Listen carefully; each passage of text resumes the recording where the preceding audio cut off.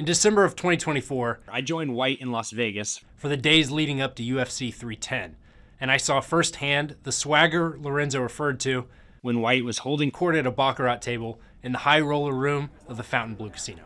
Welcome to the after party. People are relentless in his presence, going as far as to pitch him their products in between bets. And these are not small bets. He's betting $300,000 a hand and winning. After a few hands, he casually calls it a night.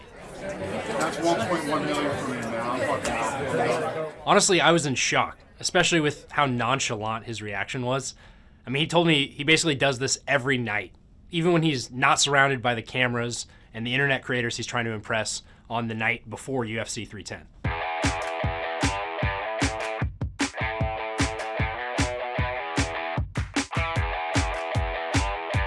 So what are you watching for when you watch these fights?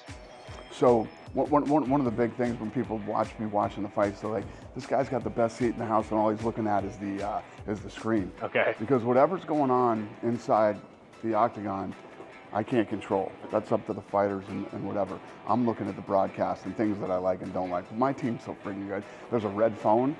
Very rarely do I have to pick up that red phone and do anything. But yeah, that's when I'm there. I'm there watching the production. That's good to see you, buddy. Hi. And what about the crowd reaction? I guess are you judging the pop that people get, when they're? Nah, we don't really do that. I mean, that is determined by where you are and how big the fight is and what the fight means that night. It's always good. It's always good when you get the what's up, Doc? It's always good when you get the pop, but it's not everything in the moment at that time of night. But we do look at stuff like that. Like if a guy, low down on the prelims gets noticed and is what's up, brother?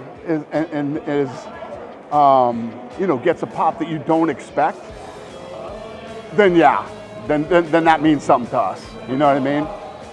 Okay. What about this first fight? What do you mean? This first that we're watching. What are we looking for? Yeah. So normally this spot in the prelims, the spot in the prelims, the opening spot is what we think is going to be the most exciting fight. So you want to open the show with a bang. It's hard to imagine any other CEO or sports league commissioner getting that kind of reaction from a crowd.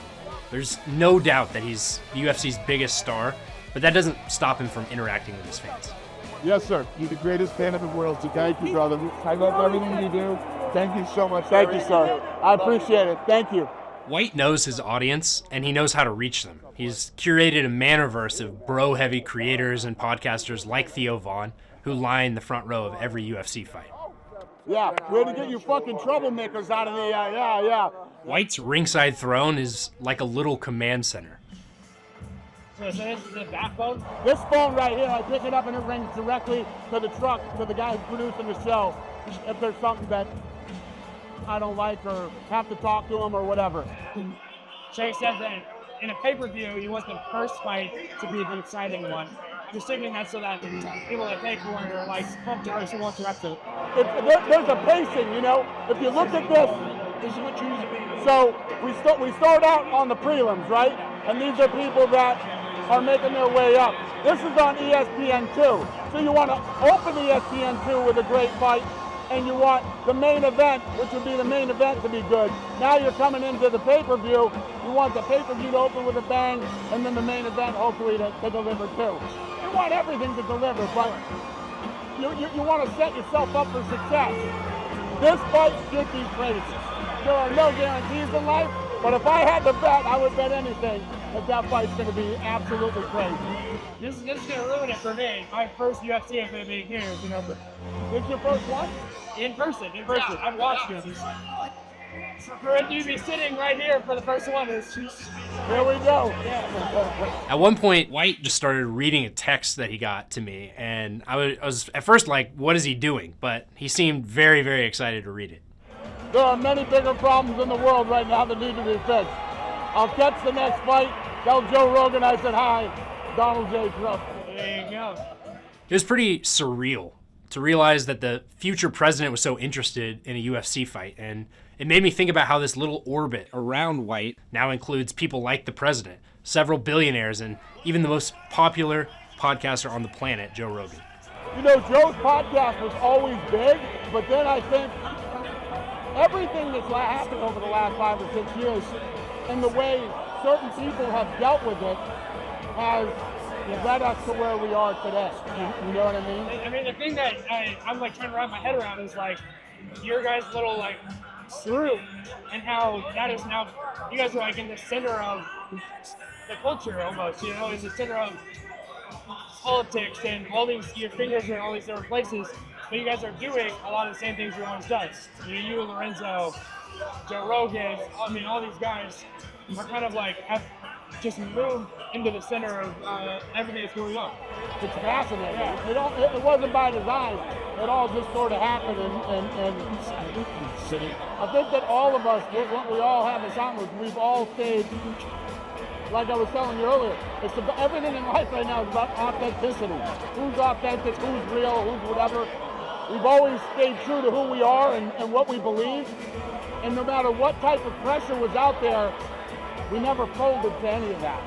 We just stayed to our core beliefs and values and who we are, not only as people, but as a business and as a sport and as, you know, a podcaster and Lorenzo as a business owner. It also seems like there's an element of like loyalty and sticking together, and everyone like, I support you, you support me. A lot of that. Yeah. I mean, we are all viciously loyal to each other. Right. And it's at a symbiotic sort of relationship, you know, as you, one side's resident, one side help the other one.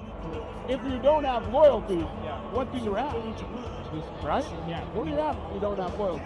White actually told me at one point that his personal politics were right in the middle and even leaning left, which seems crazy because when you hear him talk, you can't help but notice a lot of MAGA language. You know, I don't want to be overly political about it, but when this whole woke movement started, and they started going after people. I mean, they went after Joe Rogan too. I was like, you're gonna happen. Yeah. You know? And then you start talking about sponsors and all that other kind of stuff. And my thing has always been, listen, we love sponsors, we love having sponsors, but I'm at a point in my life and my career where I want to be aligned with my sponsors. And I found out through COVID who I was aligned with and who I wasn't. There were people coming out of COVID that couldn't pay me enough to get back in business with them. They didn't have enough money to pay me to do one more day of business with them. I wouldn't do it. You know? Yeah. Life is too short to deal with that bullshit. Ladies and gentlemen, we are live from T-Mobile Arena in Las Vegas for UFC 310. Wow. What's up, buddy? What's up, man? Oh my God, you hear that thud?